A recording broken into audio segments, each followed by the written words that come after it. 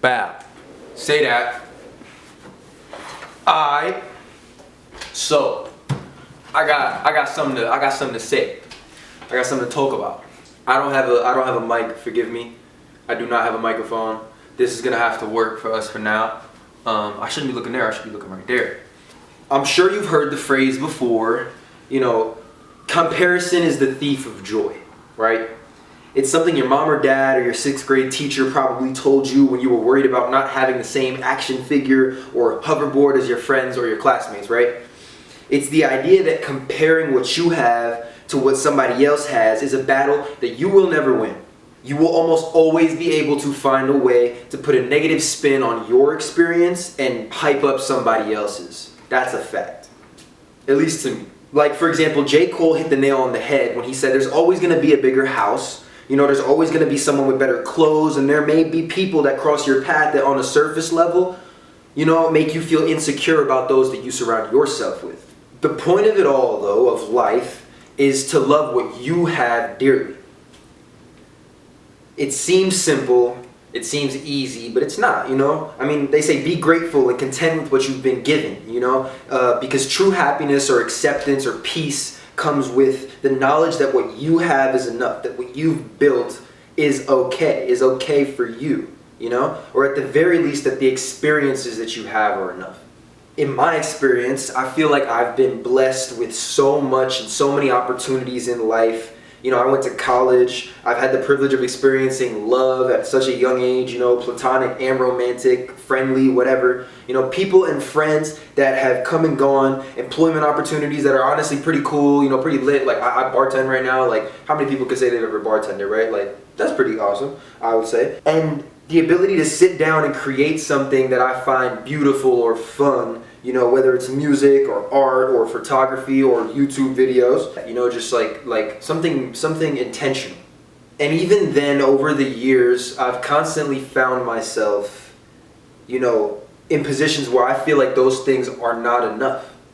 Like, if I look back in my memory, it becomes very obvious that eventually those things become insufficient for me. In my life, I feel like I've made questionable decisions and, walked away from people or situations because I thought, I was convinced I could do better.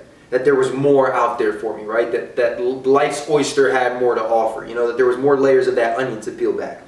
Or that the grass was greener on the other side.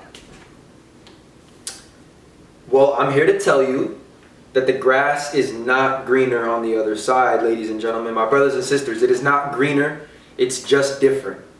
It's just what you make it. Like, if we spent our every waking moment, comparing what we have to something else or to something that your algorithm or some influencer on your TikTok feed is telling you is better, we would almost definitely find ourselves either completely alone or suffering from a lack of connection or just like vision. You feel me? Nothing will ever be enough for you. It won't. So the point is to make your own experience matter. And it does, but you have to view it that way. The point is to water your own grass and focus on your own garden, not so that you can scream from the mountaintop, hey, look at me, look at what I did, look at what I have, Does it measure up now? Is it enough now? But so that you can be an old person sitting on your porch in your rocking chair, back and forth, la la, feeling like, damn, I did that. And I did it for me, and I'm happy with it. I'm content with it. It's enough. Me personally, I've been feeling so paralyzed lately because all I want to do is create. I want to make things. And I don't even know what that means sometimes, I want to make music. I want to make videos. I paint pictures and what have you. I've fallen into that same creator mindset. Like, we've done so much consuming that I just want to make my own stuff now. I want to disseminate my own content, right? But over the past year or so, I haven't been able to take any action on any of those desires because I keep comparing myself to everybody else. I don't want to learn how to produce music because I know it would probably take me months to years to get even semi-good at it, right? And meanwhile, there's a 16-year-old somewhere in the world producing for Drake or something, right? I didn't want to make videos to post online because I figured there's so many people out there capable of creating much better content that's more entertaining, that's better edited, and all in ways that I don't understand how to replicate yet. It's paralyzing when you focus so damn hard on what everybody else is doing. It makes it seem impossible for you to have an original thought. You know? Like, even now I'm wondering, who's gonna watch this? Like, why would anybody care? I should just pack it up now and be done with it, right? You know? What makes this any more valuable or any more interesting to somebody than a Mr. Beast video? Or than the funny stuff some content creator posts online and gets a million views for, right? Like, how do you create a personal brand? Or make it all make sense and feel connected and make everything you do feel like intentional, like there's something, like real thought behind it, you know? When all you do is consume and compare, everything you do is almost guaranteed to be a derivation or a carbon copy of something you've already seen. Now, some healthy inspiration is never a problem. We all understand that. Interpolation, you know, nobody owns ideas. Nobody owns everything. Like, you can recreate, replicate, do it yourself, DIY, whatever, right?